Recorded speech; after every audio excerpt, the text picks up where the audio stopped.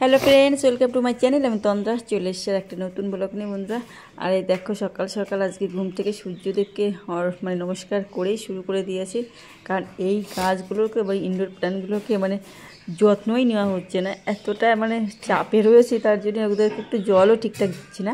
আর এই জলটা কিন্তু নর্মাল জল নাই, যে আমি কোনো কেমিক্যাল কোনো কিছু ইউজই করি না, কোনো ফার্টিলাইজার দিই না। তো আমার যে ন্যাচারাল যে জিনিস সেইগুলোই দিই, সেই জলটাই শুধু দেওয়া হয়।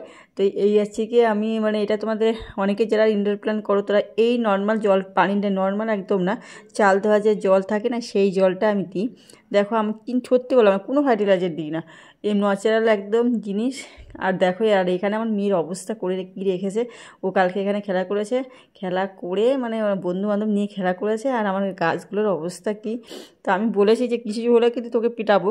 তো দেখো এবার যত্ন করেই রেখেছে। আর এই যে সকাল সকাল আমার তো এখন বলছে লেবু খেতে হবে, ইনফেকশনের যেহেতু সমস্যা, তো বলেছে রেগুলার একটা করে লেবু খেতে হবে। তো আমি প্রতিদিন গরম জলটা খাই, কিন্তু এখন বলছি লেবু, ওই গরম জলের সাথে লেবু দিয়েই খাচ্ছি।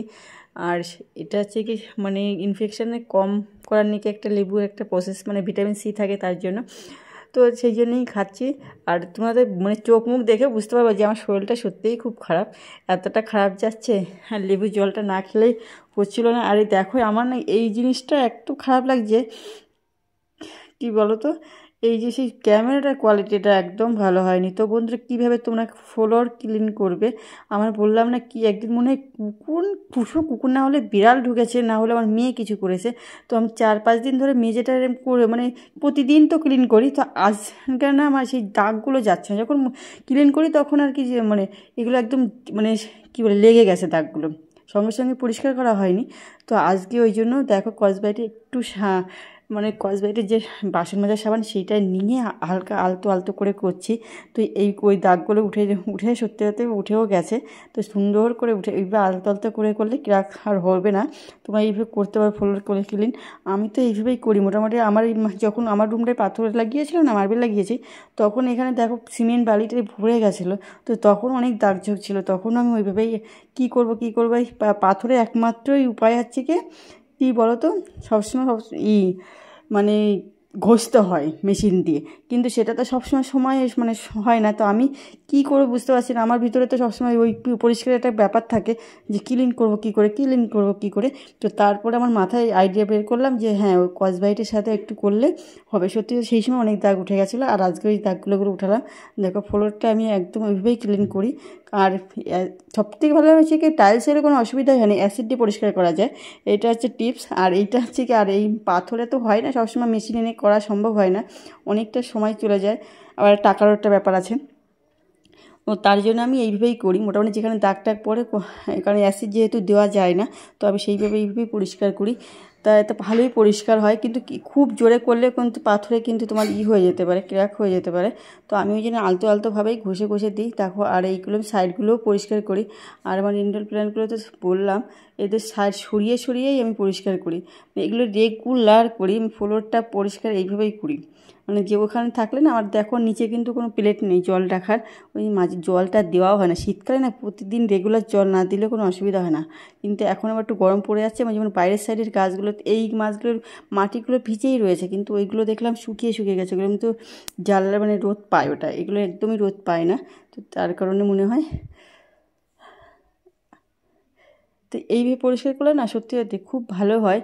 আর নিজের জিনিস নিজের যত্ন করবো না কেন বলো, এটাই তো সবথেকে বড় কথা। তো এই যে আমি তো যত্ন করি, আর স্নান টান করে উপরে। আর আজকেও ওয়েদারটা হট করে সকাল যখন ঘুম থেকে উঠি তখন থেকে বেশ ভালো, তারপরে সেই মেঘলা আকাশ, একদম মেঘলা আকাশ হলে না ঘরের অবস্থা খুবই টানতেই চায় না, জলটা একদম টানতে চায় না। আর ওয়েদার যদি একটু ভালো হয় তাহলে কী বলো তো, সঙ্গে সঙ্গে টেনে যায়। আর ওই যে আজকেও পা পা পাড়িয়ে পাড়িয়ে একদম একাকার হয়ে যাবে খুনি। তো বন্ধুরা, এই যে এখন তো ঠাকুরের কাছে আমার একটা ঠাকুর আমাকে সুস্থ করে দাও, এইটাই আর কি আমার প্রার্থনা হয়ে দাঁড়িয়েছে। আর এই যে আগের দিনের ড্রেসটাই পরে নিলাম, 2-4 দিন ধরে একটু পরবো, তারপর অন্য ড্রেস পরবো। এই যে রেডি হয়ে গেছি, মেয়েকে নিয়ে যাব স্কুলে। তা আমার সত্যি কথা বলতে যেতে ইচ্ছা করছে না, আবার যাবো, এই রোদে বেরোতে ইচ্ছা করে না। আর তারপরে রাস্তায় এত জ্যাম হয় তারপরে ওখানে গার্ড মানে সেই কী বলে ট্রেন লাইন যায় সেটাই ওখানে গার্ড পড়ে এতটা আমার কষ্ট হয় ওখানে দাঁড়িয়ে থাকতে প্রচুর। আর দেখো এখানে যে বললাম না ক্যামেরার অফিসের জন্য আমি এখন মানে মেয়েকে দিয়ে আবার একটা অফিসে ইলেকট্রিক অফিসে গেছিলাম, সেখানে গিয়ে নিয়ে এসে আমার এখন ঘুম পাচ্ছে, এতটা ক্লান্ত হয়ে গেছে না, যাই স্কুটি নিয়ে তবু এতটা কষ্ট হয়ে যায় না, খুব খুব কষ্ট হয়। আর এই ঘর ও ঘর করে অনেক জামা, যেগুলো জামাগুলো গতকাল ওয়াশ করেছিলাম সেইগুলো ওই ঘরে রয়েছে। তো আর কালকে বিয়ে বাড়ি ছিল, সে বিয়েতেও গেছিলাম, মেয়ের আছে ব্যায়ামের ড্রেস ট্রেসগুলো সব রয়েছে। আমিও 2-4 দিন চুড়িদার পরেছিলাম, সেইগুলো ভাবছি কি এখন কী করবো এসে, তাই এগুলো পরিষ্কার করে ক্লিন করে নিচ্ছি, কেমন একটা লাগে দেখতে। আর কিছু কিছু ড্রেস আছে না শীতের, আমি অনেক ড্রেসগুলো না ওয়াশ করে ফেলেছি, কারণ এবার তুলে দেবো, এগুলো সব ভাঁজ করে আজকেই তুলে দেবো।